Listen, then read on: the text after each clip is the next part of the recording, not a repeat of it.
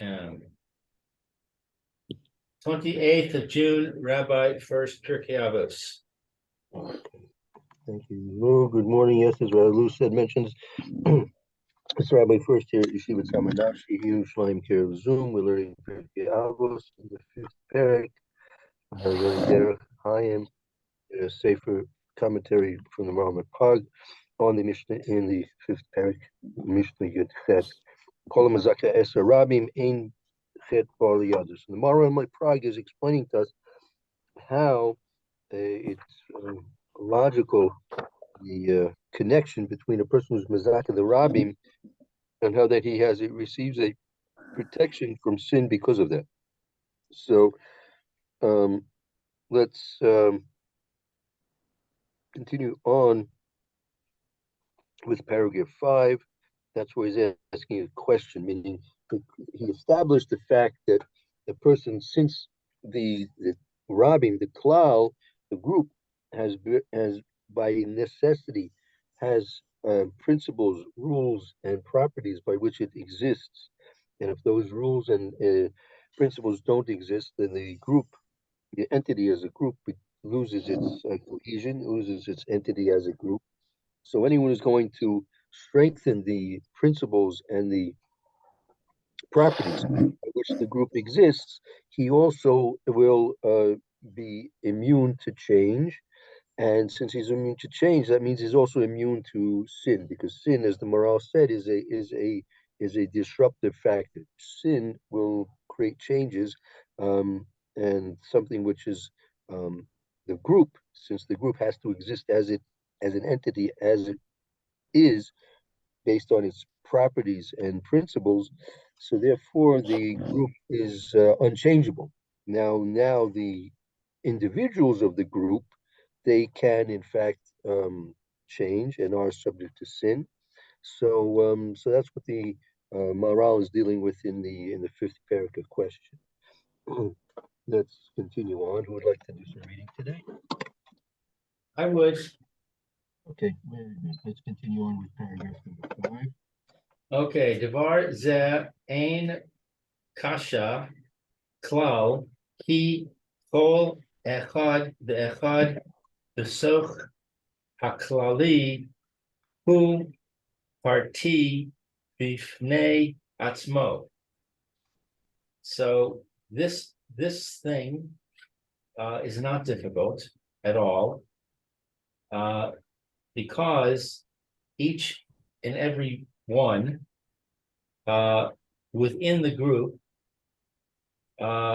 is an individual on his own. Ulefichach shayich chet biklal de hayinu lechol adam v'adam ba'atzmo shayich chet ki beparti yesh hishtanos bivadai. Therefore, it's possible to sin that it is for each and every person himself possible to sin because because of the details that are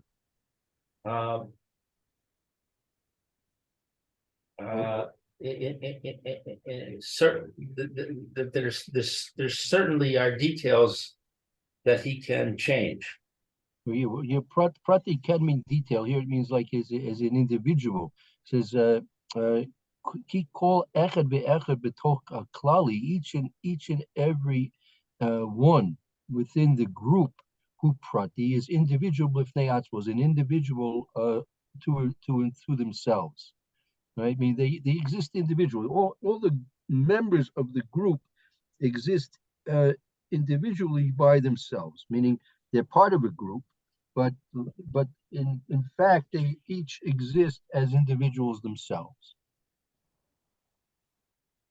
Okay, so therefore it's possible that they can sin. What does biklal mean?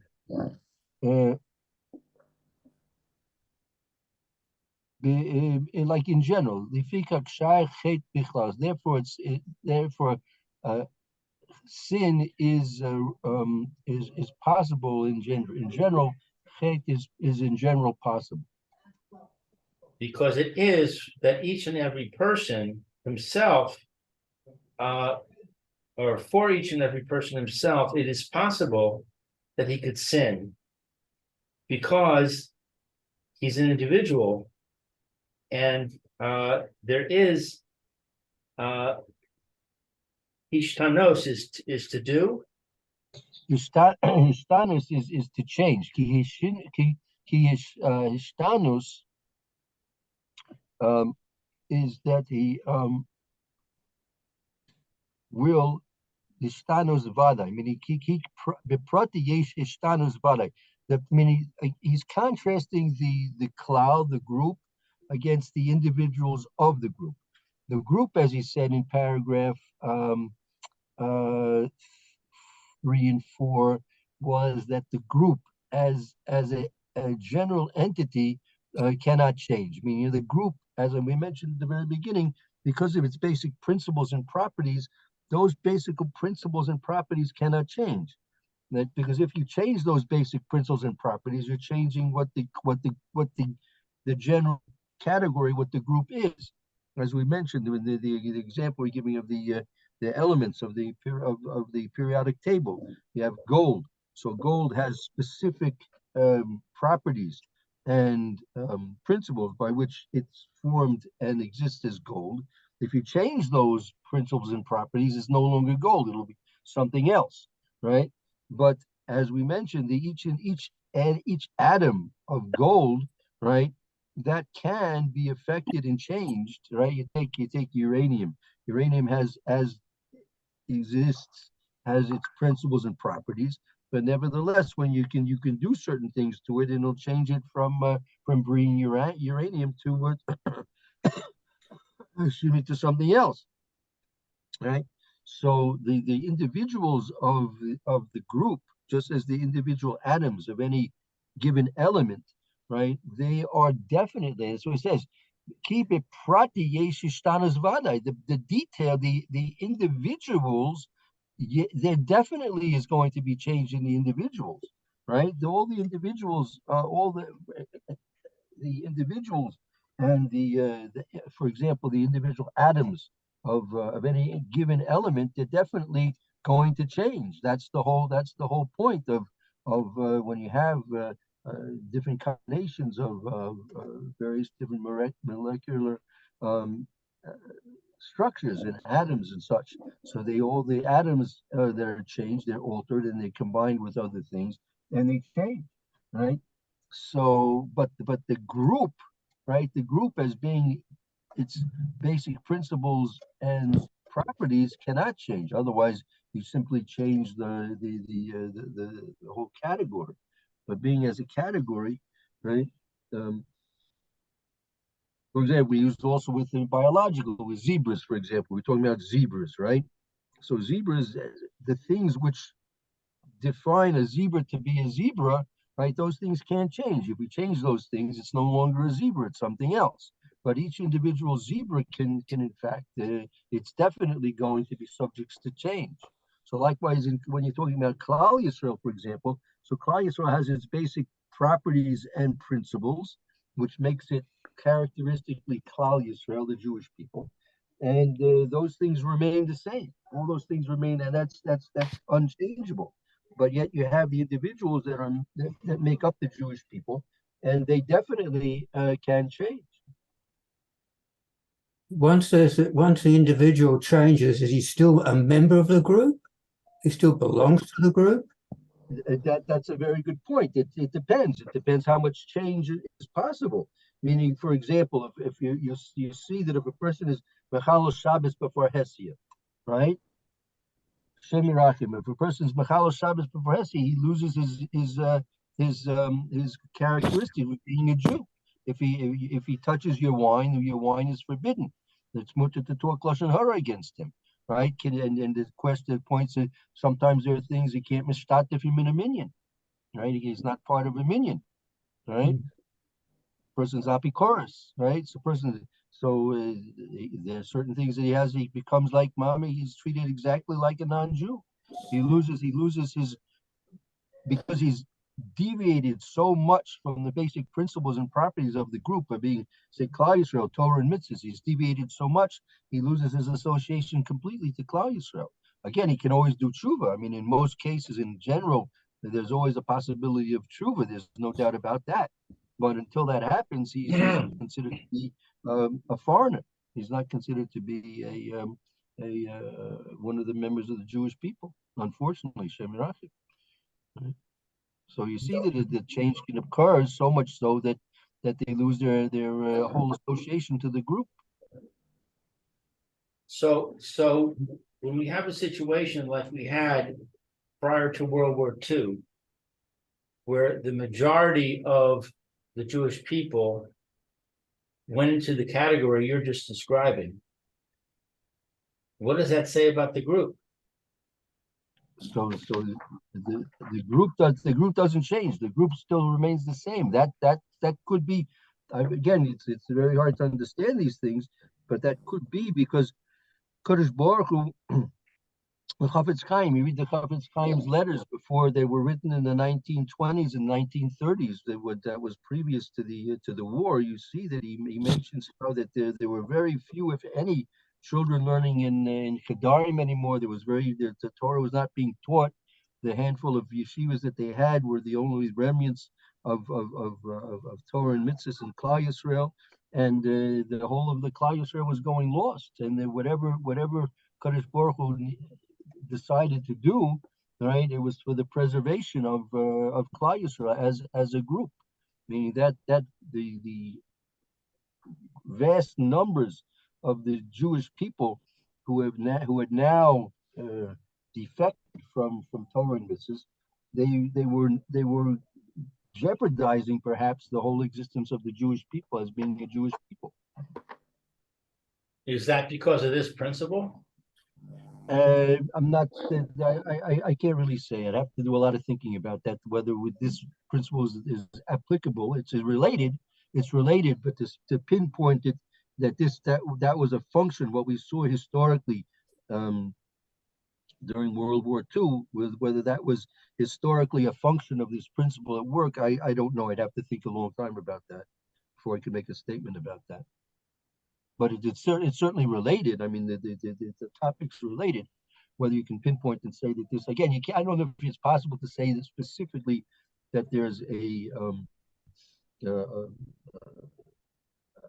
function, one particular principle, an effect over here. I mean, if you read Rabbi Miller's book, Zechron Baruch, I mean, he basically says the cause was assimilation, right? So the cause being, if the cause was assimilation, so then the outcome was to stop the assimilation, because the shinui, what the moral is saying here, that the shinui, like called prat to prat, is subject to shinui, is subject to change. Each individual, which is true, each individual of the Jewish people is subject to change. He is subject. She is subject to change, meaning change will and can affect the individual Jewish members of the Jewish people. Question is, are they going to change for the good? Or are they going to change for the worse?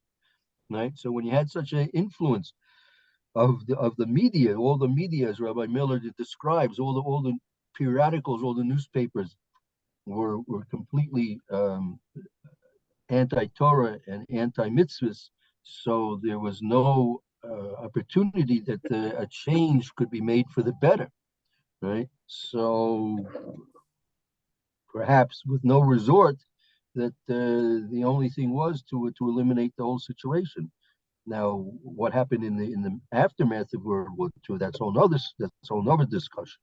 But the fact that the individuals are subject to change, that's because that's a function of free will. Kadosh Baruch Hu, above all else, wants each individual to have free will, because if you eliminate free will, then you will eliminate the whole concept of scarbonis, reward and punishment, right? So free will has to exist for the sake of the individuals, right? And so you have, it's sort of like a paradox. On one hand, for the sake of the klal, for the sake of the general Jewish people as an entity, so change cannot exist. But yet, at the same time, for the preservation, for the benefit of each individual, right? Change, the possibility for change can and should exist, right? But that's because the Kadosh Baruch Hu wants us to exercise our free will in the positive way. But when perhaps we can explain that when it came so uh,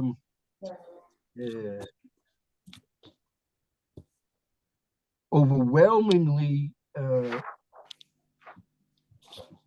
anti-Torah, meaning the media that the people were exposed to from within, meaning they were reading the Yiddish newspapers, the Yiddish periodicals, the people that read the Jewish publications at the time, they were being influenced by people who were now no longer associated with the principles and the properties of the Jewish people, meaning Torah and mitzvahs. They were against Torah and mitzvahs. So there was no hope that these people could ever do tshuva. How, by what right and by what means would these people do tshuva if they're continually exposed to anti-Torah, anti-mitzvah propaganda? So by what right and by what means, according to natural means, without miracles, how would these people ever be able to do tshuva? They would be so overwhelming influenced against the anti-Torah propaganda that that it was impossible for the people to ever to do tshuva, to change for the good again. So Kadosh Baruch Hu decided that first of all, the whole situation had to be had to have come to an end, which it did, unfortunately. We change all the time anyway. I'm quite different from when I was a little kid, or I'm a bit different than I was yesterday, I suppose. Yeah, that's the second. That's the second line. The second line. That's what the morale is exactly saying. Very good, perfect. That's exactly that's what that the morale is saying over here. That when he makes this point, right? He makes this point over here, right? See over there with the arrow on your screen, right? Yesh beprati yesh ishtanos vada. There is for the individuals yesh leishtanos vada. They are definitely supposed to change. The individuals are definitely supposed to change. Whether that's going to be a change for the good, they're going to grow in Torah and mitzvahs and become greater and greater, or they're going to be subject to sin and become lower and lower, right? So if it's going to be such a situation as we saw before World War II, that the situation was such that there was no hope that there could be a shinui, there could be a change for the good, because the propaganda was too great and the influence of the assimilationists was too great, that the majority, maybe even a great majority of the Jewish people were being completely influenced away from Torah and mitzvahs. And it was they were becoming hostile. They were all becoming hostile towards Torah and mitzvahs. It's one thing if a person is simply going to go and not adhere to the principles and the properties of the group of Torah and mitzvahs, of the principles and properties of Klal Yisrael, Torah and mitzvahs. If he's simply not going to adhere to it, that's something and it's bad enough. But if they're going to be hostile to it, meaning they want to destroy the whole property of the group, the whole principle by which the group exists, so that's threatening the group itself. That's a not just an individual risk factor; it's a risk factor for the whole group. So can we say that Hashem acted to prevent the group from changing, to prevent the Jewish people from changing? It could be. I mean, it's very hard to say exactly what, you can't really say. We can't put our thoughts into the thoughts of a Kadosh Baruch Hu. or we could say it could be that for the preservation of Klal Yisrael, that's what it's been brought. This mashal has been brought to explain in part the Holocaust. That you see that from time to time.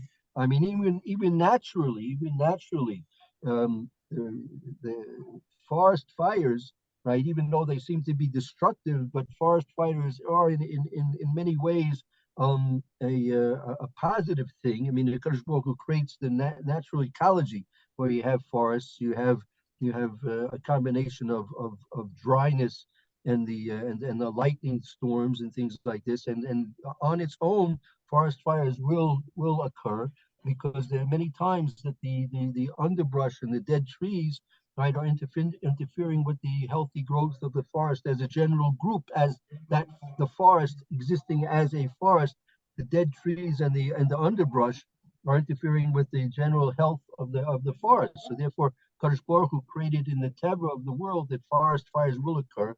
And in fact, although it seems to be destructive at the time, it's actually beneficial in the long run. I mean, you might be familiar with that process. I'm not sure. Have you ever heard of that process before? Yes, definitely. Mm-hmm. So that muscle in the 60s, in the 70s, that there was a strong drive to prevent forest fires. Only you can prevent forest fires. Yeah, Smokey the Bear, right? Smokey the Bear. Right. And the result of that was that they succeeded in preventing forest fires for many years, and the undergrowth went unchecked, and it built up and built up, and then finally there would be a fire, and it would be a huge conflagration, which would consume much more acreage than prior forest fires. And the end result was bad. It was worse than having a lot of little forest fires, having a few huge forest fires. And so the Forest Service changed their policy, and they started actually creating forest fires.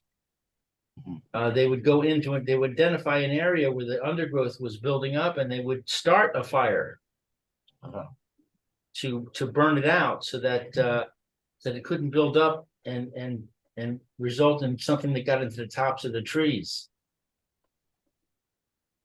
Right, exactly. So this muscle has been applied to the Holocaust. That as you said, like the undergrowth, unfortunately, there was so many defectors amongst the Jewish people that the undergrowth of Klal Yisrael was becoming so great that unfortunately there had to be, it became, as you said, it was a very more destructive forest fire than might have been needed if it wasn't so much and so great. So that muscle, that analogy has been applied to what Kadosh Baruch Hu had done in Europe. Again, it's, to say that these were, the thoughts of a Kadosh Baruch Hu, that's way beyond us. Only a prophet can say such a thing like that these were the exact thoughts. But to say that we can understand it in this way, so it's a way that we can understand the wisdom of a Kadosh Baruch Hu in this thing in that way. Whether that's the exact thing that happened, that's way beyond us to even think or even imagine about. So to a certain extent, we could say that the group is prevented from changing, prevented from sinning. Rather than saying protected, we could use the word prevented. Okay, we could say the same thing for the person who benefits the group. We said the person who benefits the group, he's protected from sin. So maybe we change the word and say he's prevented from sinning. Okay, that's reasonable because we can understand it also that the fact that the person he's devoting himself towards the maintenance of the group, right? He's mezake esarabim. A person's devoting himself to the maintenance of the group through being mezake esarabim. So since he is devoting himself to the preservation of those principles and properties by which the group exists, right?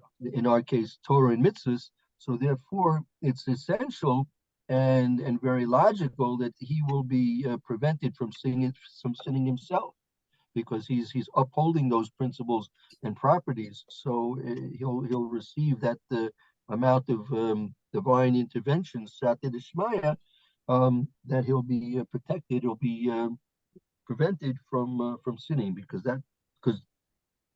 would he sin? So that would weaken. That would be weakening not only himself but also weaken the group, because he's becoming part of the maintenance of the group itself. So what do we say about the person who causes the group to sin? So that's the second part of our Mishnah. The person who right? That's the second part of our Mishnah, right? If that, maybe we'll just refer to that for a moment. Hold on. How are we going to get out of this? All right, 1 second. So if we go to the top there, at the very beginning, where we quote, well, actually, it's not on. We don't have this in this document, but call that person who is going to Machtes Sarabim, right? Right. Right. Ein mas speaking lasos tshuva. One who causes the group to sin. It's not. It's not. It's like he's not even allowed to do tshuva. We're going to see more about this as we get further into it. There were two basic explanations, if you remember. What does it mean? Ein mas speaking lasos tshuva. Does it mean that he's not given help to do tshuva, or he's not allowed to do tshuva? He's not even allowed to do tshuva. We'll get further into that as we discuss that point in more detail. But yeah, if a person is intentionally weakening the principles and the principles and properties of the group, so he's not allowed to do tshuva. Right? He will, or he's not allowed, or he won't be given any help to do tshuva.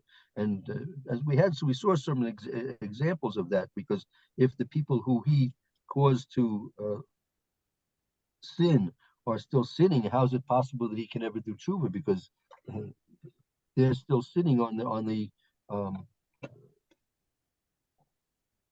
permissibility that they were given through him. That's why it's so disastrous when you have a permissibility to sin, when you have a situation where, and which was also existing to the great extent, when there's a group permissibility in disobedience, right? You have disobedience as a mode of behavior which is acceptable. So then it's also very hard to do tshuva, because once disobedience becomes acceptable, so then there's very little hope for tshuva as well. And so the people who are causing that to happen, right? There's very little hope for them, because even if they will decide to do tshuva, but now once they've permitted the disobedience to exist, and then it's almost impossible to get people to change back to the previous situation, which was also the way that the situation was in Europe previous to World War II. That all the socialists and the Bundists and the Yiddishists and the assimilationists, all the various different groups that existed, they were all as part of their propaganda, vilifying Torah and mitzvahs, and giving the green light for disobedience, which on a large scale, not just an individual scale, but on a large scale. So then there's very little hope that those who they were influencing would ever do tshuva, because it's now become acceptable behavior to disobey. And in which case then disobedience is not considered disobedience. Disobedience becomes the norm. So when disobedience becomes the norm, then There's that's for example, like Sodom, excuse me, Sodom, the whole situation of Sodom, the disobedience, right, became the norm. So there was only one, again, Hashem was willing and able and wanting to have them do tshuva. He wanted them to do tshuva. He gave them opportunities to tshuva, but as many opportunities they were given for tshuva, it was very difficult to do tshuva, and it turned out to be impossible. And in fact, they didn't do tshuva because it's simply when you have the socially acceptable mode of behavior as being disobedience, being the mode of behavior which is acceptable, then how can you ever change that? So Sodom was destroyed. We know very clear, very truly, yes, exactly. So Sodom was prevented. They were prevented from sinning. Well, I mean, they sinned to the extent that Hashem decided that they're not going to. There's one final chance for them to do tshuva, right? If in fact they had done tshuva, they would have been saved, as we see. Avram Avinu was praying for them, right? He was trying to be their advocate. He was advocating for them and Hashem to have mercy if they would just be those few 10 tzaddikim amongst them all. And if it would have been enough, even if 10 people did tshuva in all of Sodom, Hashem would have saved them all, right? But apparently that didn't exist, right? Because again, that example of Sodom is a prototype of where you have a society where the norm is disobedience, and once the norm of disobedience exists, it's very difficult and almost impossible for tshuva to exist, because you have to change everybody's whole approach, their whole worldview around, which is very difficult, very, very difficult. Ukavar, I'm sorry, Ba'arnu, Lamala, the Perek, the Perek, Moshe Kibel. That's the Perek Moshe Kibel. I believe that's a reference to the sixth Perek in Avos. I know what's referred to the Ba'arnu Lamala above, but I guess it's a reference to what the Maharal is going to be writing in the sixth Perek of Avos, where Moshe Kibel Torah is Sinai. That's the first parak, isn't it? The first parak? You're right. You're right. Made a mistake. You're right. Okay. Yeah, true. Right. Eliezer Tzvi, correct. Right. Moshe Kibel Torah, as we said, that is the first Perek. Correct. I was mistaken. That's the sixth. Correct. Okay. Yep. Thank you. She'ein shayech shenui biklali v'haklali omeid v'haprat hu bal shenui. So that it's not possible to change the group. Right. So as was explained previously in the first parak, Moshe Kibel, ain't shayach shinu biklali, meaning the group, as the entity of a group, it's not possible change, right? Vaklali oimed, and the klal remains steadfast, unchangeable, unwaveringly. Prat, but the individual who bal shinui, the individual of the group, that is where the change will take place. That is the entity which is changeable. So we have somewhat of a paradox here. The group is not changeable, but the individuals are. Right. So that because you're right. It's at the surface, it looks like a paradox. However, let's look. If we look at it like this, the cloud, the group, the entity must have its unvariable and unchangeable principles and properties, because that's the standard, right? That is the standard by which the individuals must adhere to, right? That's the standard by which the individual must adhere to. So, nevertheless, the individuals are exposed to change, and they're subject and they're susceptible to change, they must be variable. So you have the constant, the group is the constant, the standard, and you have the individuals, which must be the variables, right? And because again, as we said earlier, the standard has to be unchangeable, otherwise the standard is not a standard, right? And because the standard has to be something that the individuals can compare their behavior against what's expected of them to be part of the group. Now, nevertheless, the individuals are subject to change because that's the test that HaKadosh Baruch was placing each individual in, that he should be able to exercise his free will.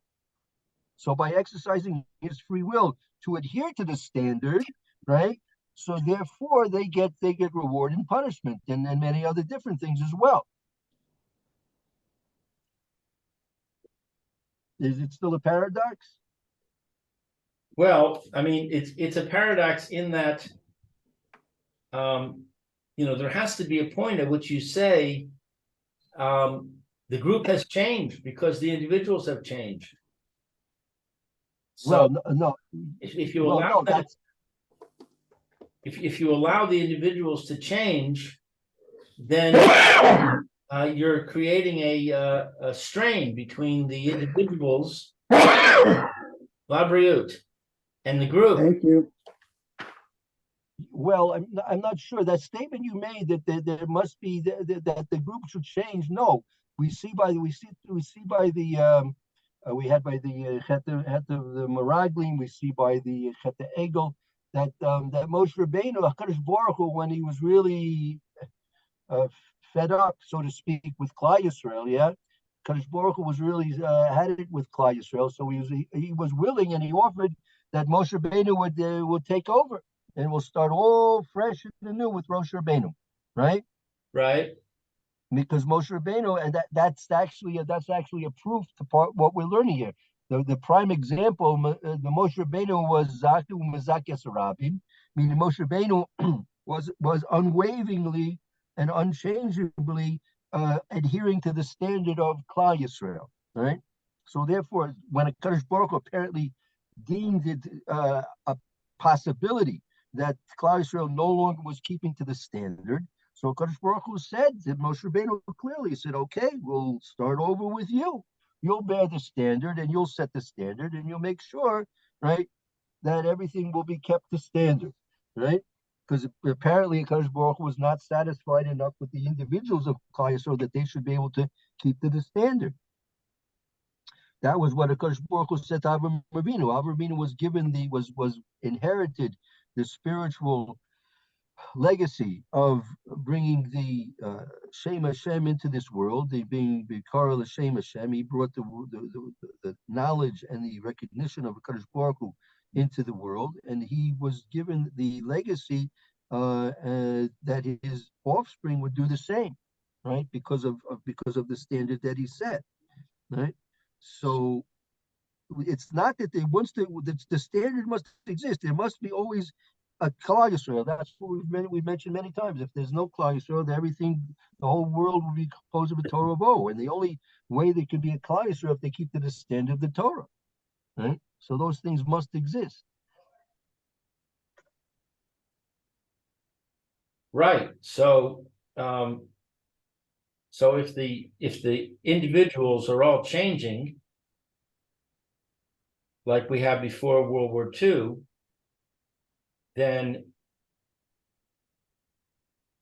something has to happen to prevent that change from becoming so widespread that we say that the Klal Yisrael has changed.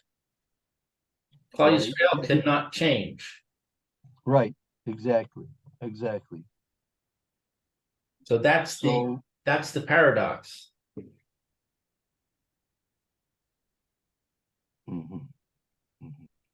Hashem is allowing the individuals to change, but at some point, Hashem says, no, I can't allow this anymore. And you have a Holocaust. Apparently. I mean, in one way of looking at it, because whether that's for the preservation of the general group, meaning because Baruch Hu, if it became such a situation that the whole there were so many individuals that it now became a threat to the actual existence of the actual group, right? So again, only Kadosh Baruch Hu knows these things. We can't take guesses at these things, you know. Right. But I mean, with it's within the realm of possibilities. That's in terms of trying to understand things. It's within the realm of possibilities. Whether exactly that was the situation and whether that was exactly the intention and the reasons, the rationale for all of it. That we can't really know.